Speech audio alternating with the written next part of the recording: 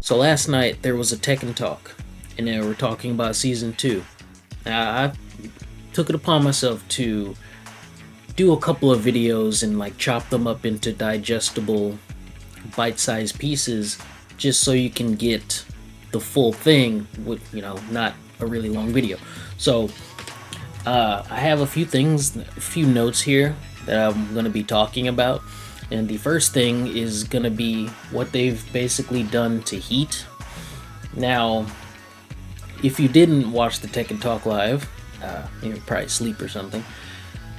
They're basically going to have heat bursts. When you hit the person with a heat engager and you run in, they're going to have the option of going into crouch.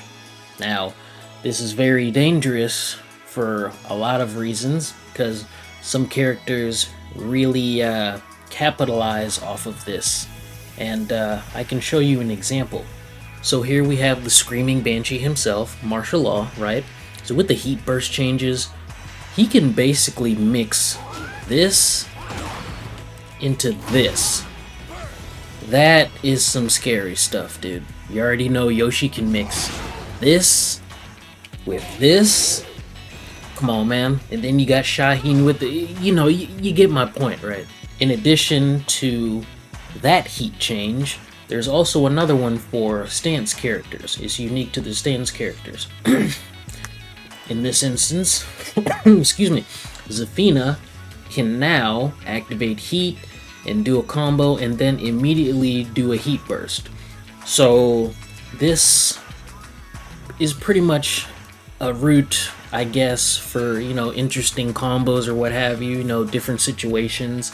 And not only that, it also allows some people to mash out the heat bursts in unexpected ways as well, because as you can see, Zafina is in Scarecrow right there. Usually she would either do one hit, she'll do the armor, but now if she's in heat, you have another thing to worry about, and hers is 12 frames, as you saw. It's really fast, right?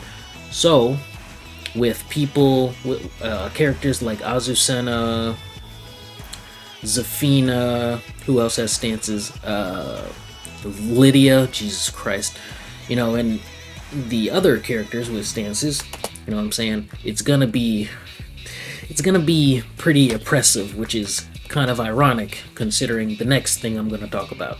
And here we go.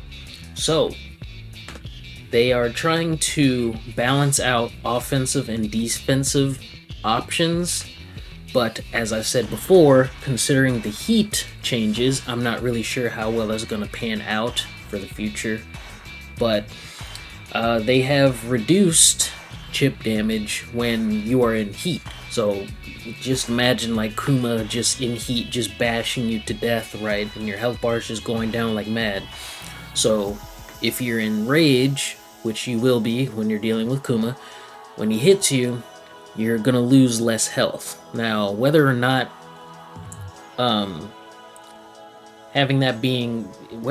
if that's really going to do that much of a difference, I'm not too sure, because to be quite honest, you're still in danger. So just having a bit of chip being reduced, that's good and all, but you still have other things to worry about. And another thing they've changed is power crush moves, like Azucena's forward 1+2, for instance. I'm gonna go ahead and say this right now. I never enjoyed Azucena's forward 1+2, the big freaking punch. I've never enjoyed that being a heat engager, because it was an armor move already. I just wanted it to be an armor move. But here, they've literally done that. Boom. So as you can see, it is now just an armor move. And also, up to being a crumple stunner into a 3-3 heat engager for 45 damage. My goodness, what a very strange change. And you see they're kind of smiling there. I was kind of smiling too, laughing, because this means that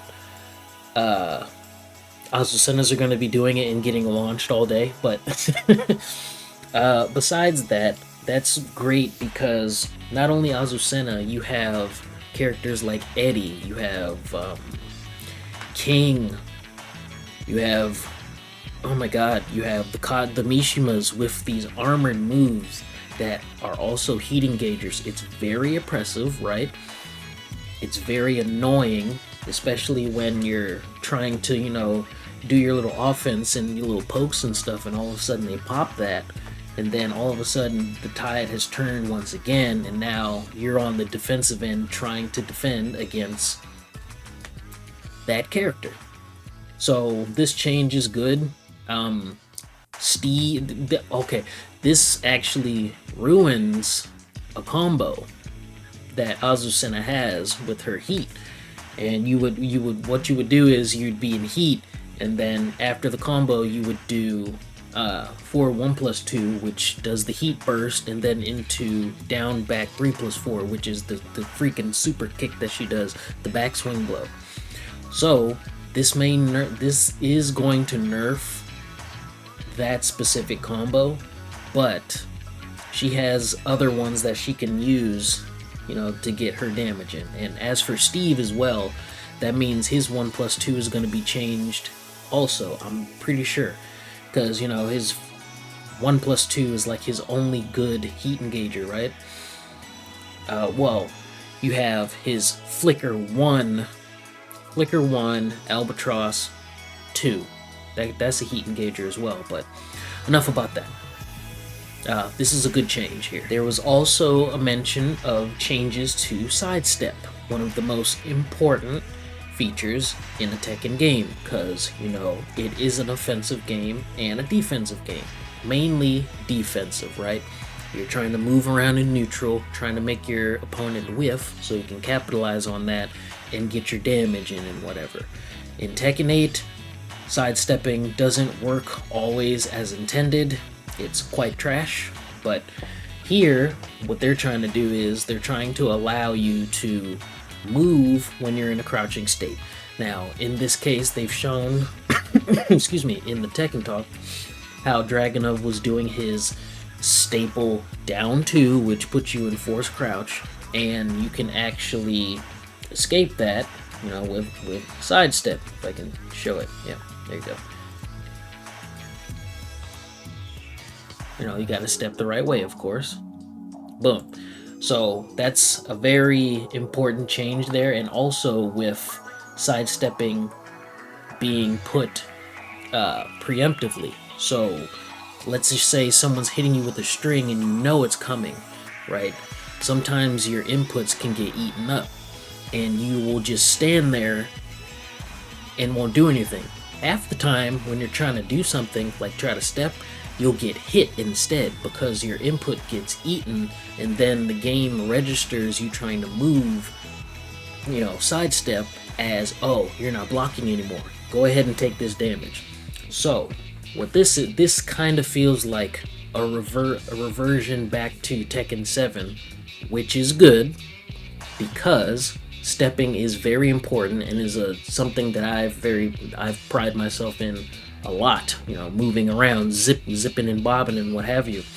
And also the ease input at the start of the rounds. So, when you are trying to do something at the start, whether it's moving or trying to do a move to try to counter hit the guy, sometimes that'll get eaten as well because you have to input that certain move at a strict timing. And if you screw that up, you'll either walk forward or you'll do the wrong move, and then the opponent will do the correct move they've been trying to do, and you'll get launched to Jupiter. So these changes to stepping, stepping while being in crouch and being able to preemptively step, and also the round start, that's really good stuff right there. And of course, another example of the stepping, I actually didn't know you could step it that way. So that's on me. So that's pretty much all I have for this video today. Next, I'm going to be talking about what they've done to rank match, because that is the second most important thing out of all 4 of these. First thing being balance, and second being ranked. All this other stuff is whatever, right? So I'll go ahead and talk about that next in the next one. I said next twice. Anyway, see you in the next one. Bye, guys.